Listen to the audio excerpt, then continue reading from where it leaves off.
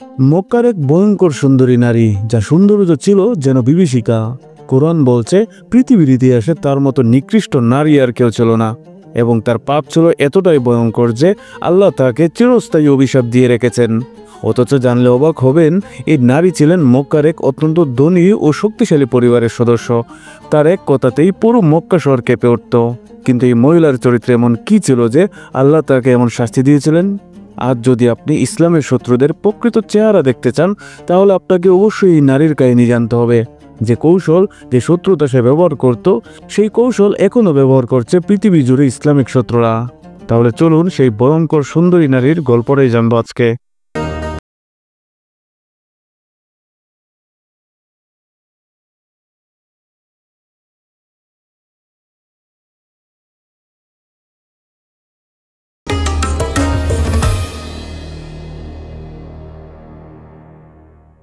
উম্মে জামিল ছিলেন কুরাইশ গোত্রের একজন, যে গোত্র ছিল মক্কার সবচেয়ে শক্তিশালী গোত্রগুলোর একটি। তার বাবা হারব ইবনে উমাইয়া ছিলেন মক্কার একজন সম্মানিত নেতা। উম্মে জামিলের আসল নাম ছিল আরওয়া বিনতে হারব। জামিল শব্দের অর্থ হলো সৌন্দর্য, আর উম্মে মানে হলো মা। মানে এই নারী এত সুন্দরী ছিলেন যাকে সৌন্দর্যের জননী বলা হতো, এবং তার পরিবার ছিল খুবই শক্তিশালী এবং মক্কার শ্রেষ্ঠ প্রভাবশালী একটি পরিবার।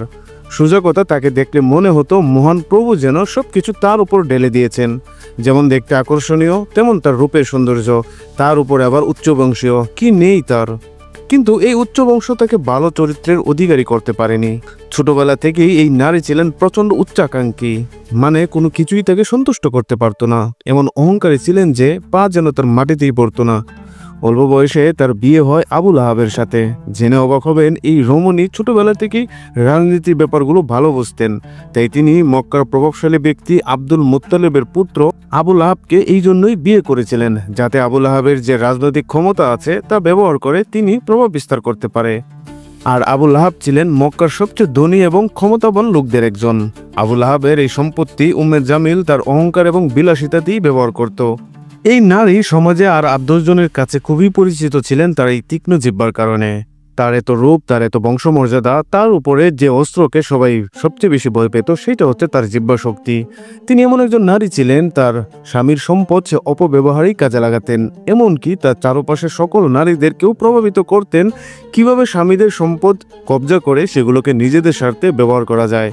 ওই সময় কাফের মুশরিকরাও তাদের স্ত্রীদেরকে উম্মে জামিলের থেকে দূরে রাখার চেষ্টা করতেন, কারণ উম্মে জামিলের উচ্চাকাঙ্ক্ষা যদি তাদের স্ত্রীদের মধ্যে ছড়িয়ে পড়ে, তাহলে ওই স্ত্রীর ভরণ পোষণ স্বামীর জন্য অনেক কঠিন হয়ে যাবে। উম্মে জামিলের মধ্যে নিজের ক্ষমতার অহংকার হারানোর ভয় সর্বদাই থাকত।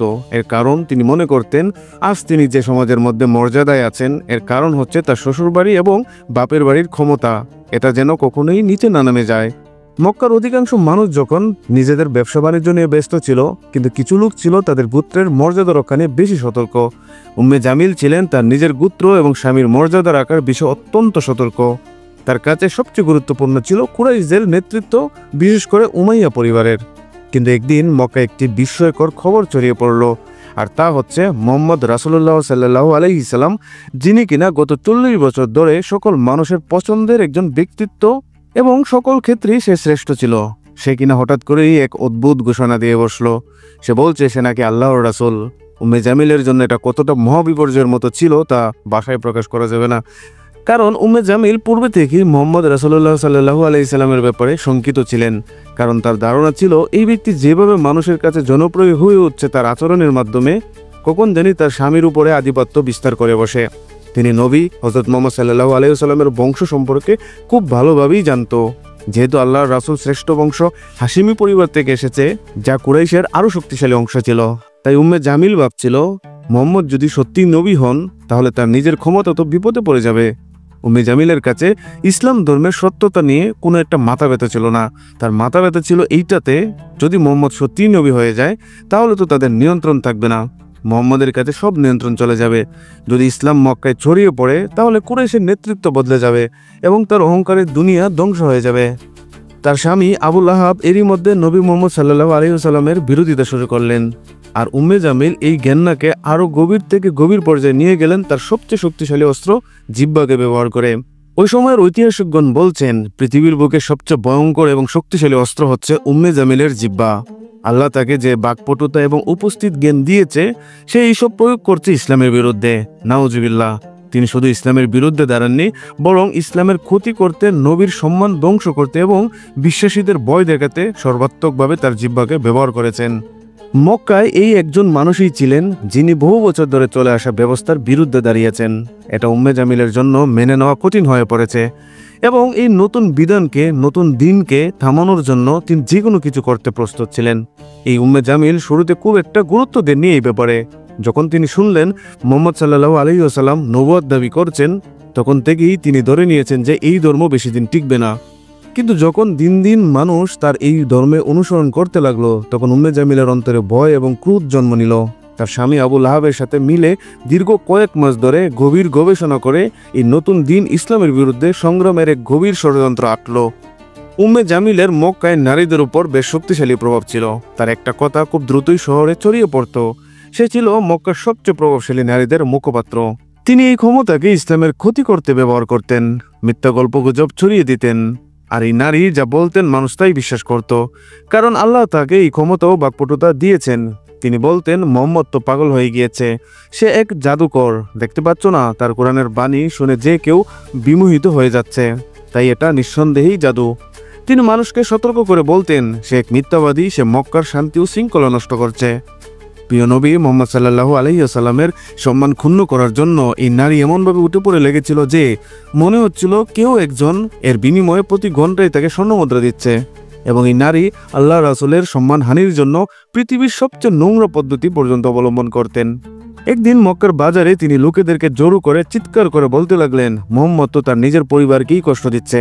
মানে আল্লাহ রাসূলের আদর্শকে এই নারী প্রশ্নবিদ্ধ করে দেওয়ার চেষ্টা করছিলেন। অথচ সত্যটা ছিল পুরোপুরি বিপরীত। নবী মুহাম্মদ সাল্লাল্লাহু আলাইহি ওয়াসাল্লাম ছিলেন মক্কার সবচেয়ে শান্তশিষ্ট মানুষ। তা সত্ত্বেও উম্মে জামিল মিথ্যা দিয়ে তার সম্মান ধ্বংস করার চেষ্টা করতেন। উম্মে জামিলের সবচেয়ে বড় শত্রু ছিল আসলে খাদিজা রাদিয়াল্লাহু আনহা। আপনারা জানেন মা খাদিজা রাদিয়াল্লাহু আনহা ছিলেন আল্লাহর রাসূলের সর্বপ্রথম স্ত্রী, পৃথিবীর বুকে থাকা শ্রেষ্ঠ পবিত্র নারীদের একজন, যিনি ছিলেন মক্কার সবচেয়ে সম্মানিত নারীদের একজন এবং নবী মুহাম্মদ সাল্লাল্লাহু আলাইহি ওয়াসাল্লামের সবচেয়ে শক্তিশালী সমর্থক। এছাড়াও স্ত্রী হওয়ার বদৌলতে মা খাদিজা রাদিয়াল্লাহু আনহার কাছ থেকে পাওয়া অঢেল সম্পদও ইসলামের গুরুত্বপূর্ণ কাজে ব্যবহার হচ্ছিল। উম্মে জামিলের হযরত খাদিজা রাদিয়াল্লাহু আনহার প্রতি ছিল তীব্র হিংসা।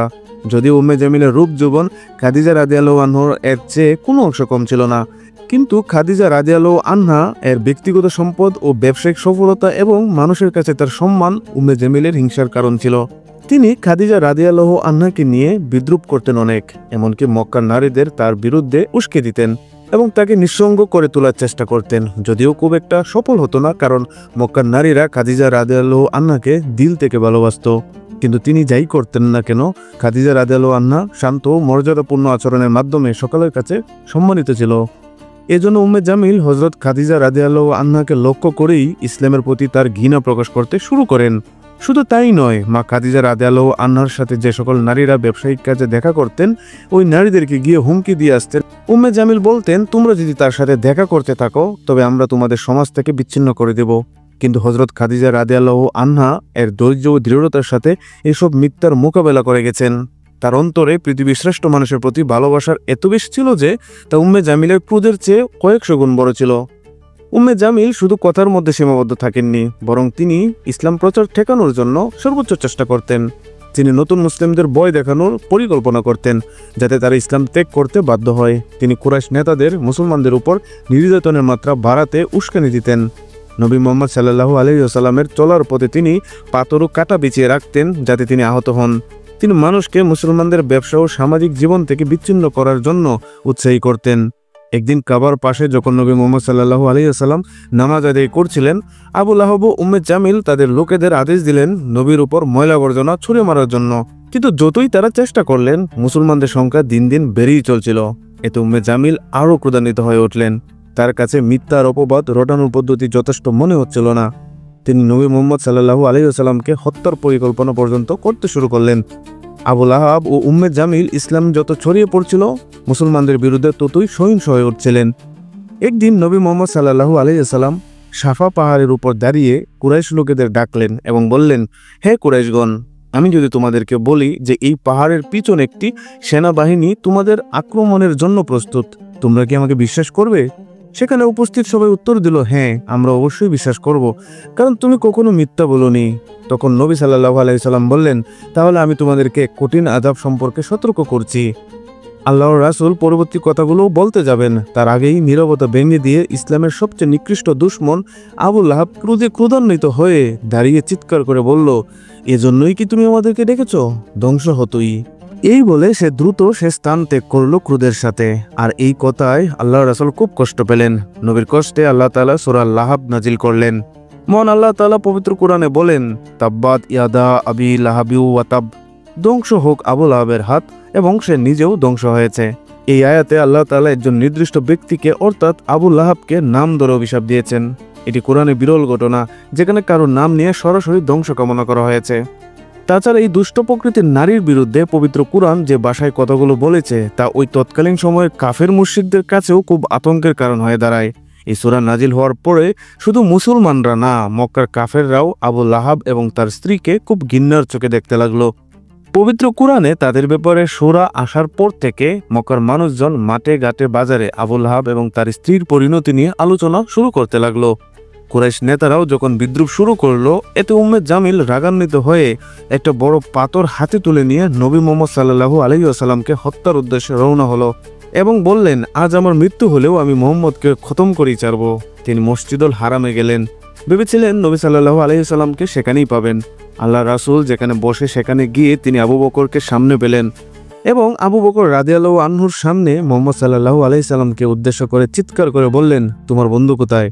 আমি তার মাথায় পাথর দিয়ে আঘাত করে তাকে খতম করতে এসেছি। সেই তো তার মিথ্যা জাদু দিয়ে আমাদেরকে একে অপরের মধ্যে বিশৃঙ্খলা সৃষ্টি করছে। আবু বকর রাদিয়াল্লাহু আনহু এর পাশেই আল্লাহর রাসূল সাল্লাল্লাহু আলাইহি ওয়াসাল্লাম দাঁড়িয়ে উম্মে জামিলকে দেখছিলেন, অথচ উম্মে জামিলের চোখে আল্লাহর রাসূলকে দেখা যাচ্ছিল না, কারণ ওই মুহূর্তে উম্মে জামিলের চোখের সামনে আল্লাহর রাসূলকে অদৃশ্য করে রেখেছিলেন জিবরাইল আলাইহিস সালাম। সুবহানাল্লাহ। উম্মে জামিল ক্রোধে ফেটে পড়ে কিছু নোংরা কথা বলে তার হাতে থাকা পাথরটা ছুঁড়ে ফেলে দিয়ে সেখান থেকে চলে যায়। উম্মে জামিল সূরা লাহাব কোনোভাবেই সহ্য করতে পারছিল না, কারণ সূরা লাহাব এতটাই বাস্তবসম্মত এবং পারফেক্ট ছিল যে শুধু মুসলিমদের কাছেই নয়, বরং কাফের মুশরিকদের কাছেও এই সূরা খুব জনপ্রিয় হয়ে উঠছিল। তবে আবু বকরের সামনে আল্লাহর রাসূলের বিরুদ্ধে যে নোংরা কথাগুলো উম্মে জামিল বলছিল, তাতেই কিন্তু তার উপরে অভিশাপের খড়গ যেন আরও ভয়ঙ্কর হয়ে ধারণ করছিল। আর উম্মে জামিলও হয়ে উঠছিল তখন অপ্রতিরোধ্য। আল্লাহর রাসূল এবং মা খাদিজা রাদিয়াল্লাহু আনহা সহ পুরো মুসলিম কমিউনিটিকে 3 বছরের জন্য বয়কট করলো মক্কাবাসী। এই জন্যে সবচেয়ে বেশি প্রচারণা এবং সামাজিক ভূমিকা পালন করছিল উম্মে জামিল এবং তার স্বামী আবু লাহাব। ইসলামের ধ্বংসযজ্ঞে তারা নিজেদের জীবনকে বিসর্জন দেওয়ার এক প্রতিজ্ঞা করে বসল। আল্লাহ সূরা লাহাবের মাধ্যমে স্পষ্ট জানিয়ে দিলেন, তখন আবু লাহাব জাহান্নামের চিরস্থায়ী শাস্তির সম্মুখীন হবে।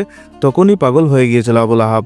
তবে মাত্র 3 বছরের মাথায় আবু লাহাবের উপর আসলো এক দুনিয়াবী ভয়ঙ্কর লাঞ্ছনা এবং গজব। এক মারাত্মক রোগ তখন তার শরীরে ছড়িয়ে পড়ে। সূরা লাহাবের প্রথম আয়াতে নবীজি সাল্লাল্লাহু আলাইহি ওয়াসাল্লাম ও ইসলামের অগ্রযাত্রাকে ব্যাহত করা আবু লাহাবের করুণ পরিণতির কথা বর্ণনা করা হয়েছে। বলা হয়েছে, আবু লাহাবের সঙ্গে মিলে ইসলামের বিরোধিতা করা বড় বড় কুরাইশ নেতারা বদর যুদ্ধে নিহত হয়। এ পরাজয়ের খবর মক্কাতে পৌঁছাতেই আবু লাহাব মর্মাহত হয়ে পড়ে। কয়েকদিন পরেই সে এক প্রকার চর্মরোগে আক্রান্ত হলো, যে রোগে দেহে প্লেগের মতো গুটলি প্রকাশ পায়। সংক্রমণের ভয়ে পরিবারের লোকজন তাকে নির্জন জায়গায় ফেলে রেখে যায়। এই রোগই তাকে মৃত্যুর গ্রাস বানালো। 3 দিন পর্যন্ত তার লাশ এমনিই পড়েছিল, তা পচে দুর্গন্ধ ছড়াতে থাকে। ব্যাধি ছড়িয়ে পড়ার আশঙ্কায় তার ছেলেরা চাকর বাকরের মাধ্যমে তার দেহকে দাফন করিয়ে দেয়। আর উম্মে জামিলের ব্যাপারে তাফসীরগণ লিখেছেন, ওই মহিলার গলায় অতি মূল্যবান একটি হার ছিল। সে বলতো, মুহাম্মদের বিরুদ্ধাচরণের কাজে হারটি ব্যয় করব, তাই জাহান্নামেও তার গলায় একটি হার তথা শিকল থাকবে। বিষয়ের ব্যাপার হলো, ওই হতভাগা মহিলাটির মৃত্যু হয়েছে এভাবেই। উম্মে জামিল শক্ত রশি দিয়ে তার লাকড়ির আটি বাঁধত। একদিন সে এভাবেই বাঁধা একটি লাকড়ির আটি মাথায় নিয়ে একটি পাথরের উপরে বসে বিশ্রাম নিচ্ছিল। এমন সময় একজন ফেরেশতা সেখানে উপস্থিত হয়ে তার লাকড়ির আটিটি ধাক্কা দিয়ে ফেলে দেয়। ফলে তার গলায় ফাঁস লেগে যায় এবং সে অবস্থায় সে মারা যায়। তো এই ছিল উম্মে জামিল এবং আবু লাহাবের শেষ পরিণতি। উম্মে জামিলের মতো ব্যক্তিরা ইসলাম এবং নবীজি সাল্লাল্লাহু আলাইহি ওয়াসাল্লামকে কষ্ট দেওয়ার চেষ্টা করলেও আল্লাহ তার প্রিয় নবীকে সবসময় রক্ষা করেছেন। আজও এই কোরআনের আয়াত আমাদেরকে স্মরণ করিয়ে দেয়, যারা সত্যের বিরুদ্ধে দাঁড়ায় তাদের শেষ পরিণতি হয় লাঞ্ছনাময়।